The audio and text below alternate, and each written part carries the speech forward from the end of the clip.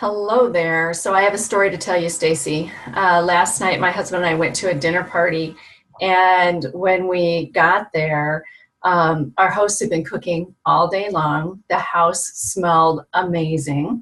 The appetizers were already out, laid out for us to get started. And I had been teaching yoga most of the day, and then come home, run, get ready, right? Race there for dinner. And what do you think happened?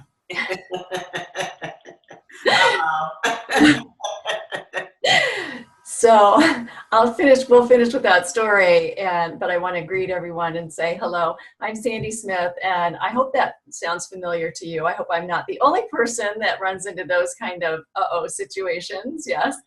I'm Sandy Smith, and I'm here with my coaching partner, Stacy Portugal. We are the coaches of Lifestyle Masterclass, which is a weekly group coaching call that is designed to help support women reach and maintain their weight loss goals. Okay, back to last night and what happened. It really made me think about a strategy that we talk about, the power of the pause. And it's one because I walked in and I had thought about the evening. I had set goals for the night, which were to enjoy the company, to mindfully eat the meal. And I had even we each needed to bring an offering for the dinner. And so I was bringing roasted asparagus. So I brought a good, healthy vegetable that was on plan. But when I walked in, one of those appetizers was baked potato skins, which as a general rule, I do not indulge in. But oh my gosh, they looked really good.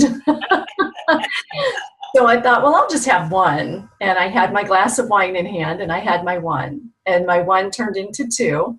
And we'll just leave it there, okay? You can imagine what happened to the rest of the evening.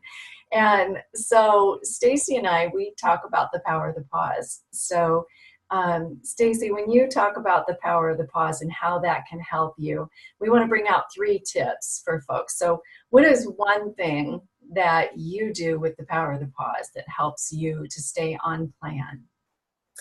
So the first thing I do is and I know you did this, but I think that a logical first step always is to plan ahead and visualize.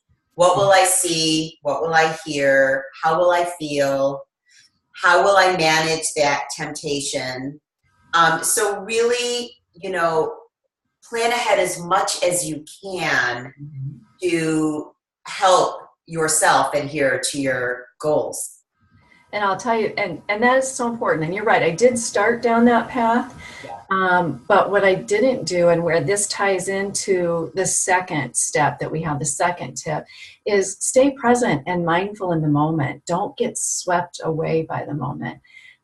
This was a fun group. I was really excited to be, there with the group. Kind of glad to be done with my work day and excited for a nice, enjoyable, relaxing evening. But I really hadn't visualized what foods were going to be there, what smells were actually going to be greeting me as I walked in. And so I hadn't had like a healthy snack or done some of the other things. And so I allowed myself to get swept up in the moment. Good news is it was a fun moment, right? We were having a great time. Sure. Bad news is it led to some poor choices on my part. And so then that leads into the third tip that we have for you. Yeah, and I just want to point out that you brought up one thing that I think is worth noting, that one of the ways that you could plan ahead is to make sure you don't arrive hungry. Yeah. And that might help you with step number 2, which is to stay present and mindful in the moment while you're there. Exactly. But another thing that will keep you present and mindful, which is our third tip, is to keep your why by your side. Just make sure that your motivation is sort of refreshed when you are walking through that door. So remember why you're doing it and what benefits you receive. Like, think about how good you feel at that moment. You had worked out quite a bit during the day. You probably felt great. I'm sure you looked great. And sort of keeping that motivation front and center can be really helpful when you're in the moment. Right. So then being able to use those things and just take a step back, think about what is it that I want to do, you know. So beforehand, tip number one, plan ahead and visualize. Then when you get there, stay in the moment and present in the moment. Don't get swept away.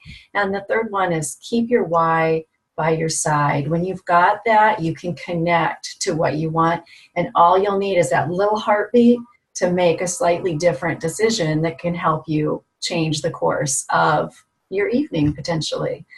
Right? It's all about the power of the pause. It really is. Helpful, tiny little strategy that has a lot of help behind it. So, yeah.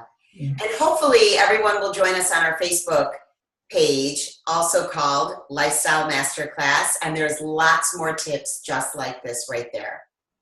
Great, thanks. Until the next video, everyone, take care. Bye-bye.